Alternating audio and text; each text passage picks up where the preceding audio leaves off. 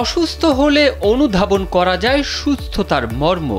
মাথা ব্যথা, জ্বর, সর্দি কিংবা শারীরিক মানসিক নানা সমস্যার কারণে প্রতিনিয়তই আমরা ওষুধ খেয়ে থাকি। ওষুধের বেশ কিছু বিষয় সম্পর্কে আমাদের তেমন স্বচ্ছ ধারণা থাকে না। তার মধ্যে একটি হলো বেশ কিছু ট্যাবলেটের ঠিক মাঝ বরাবর থাকা দাগ। কিন্তু কখনো কি ভেবেছেন ট্যাবলেটের মাঝ বরাবর কেন এই দাগ দেওয়া হলো?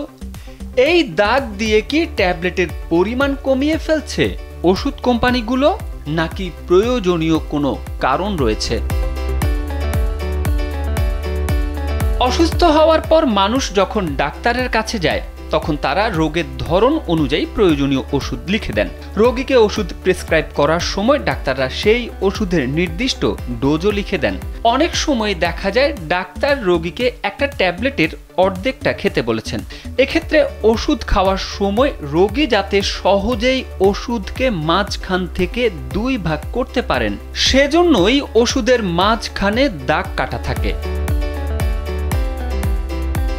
বিস্তারিত বলতে গেলে অনেক সময় আমরা দেখি ডাক্তার একই ওষুধ সকালে অর্ধেক ও বিকেলে অর্ধেক খেতে বলেন। আসলে ওষুধের পাওয়ারকে দুই ভাগে ভাগ করার ক্ষেত্রেই এই দাগের ব্যবহার। বিশেষজ্ঞরা জানাচ্ছেন সব ওষুধের গায়ে এই দাগ থাকে না।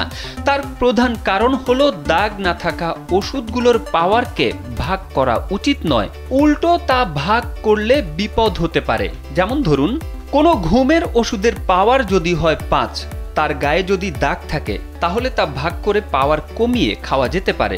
যদি কোনো ওষুধে পাওয়ার 5 লেখা থাকে কিন্তু দাগ না থাকে তাহলে পুরোটাই খাওয়া ভালো।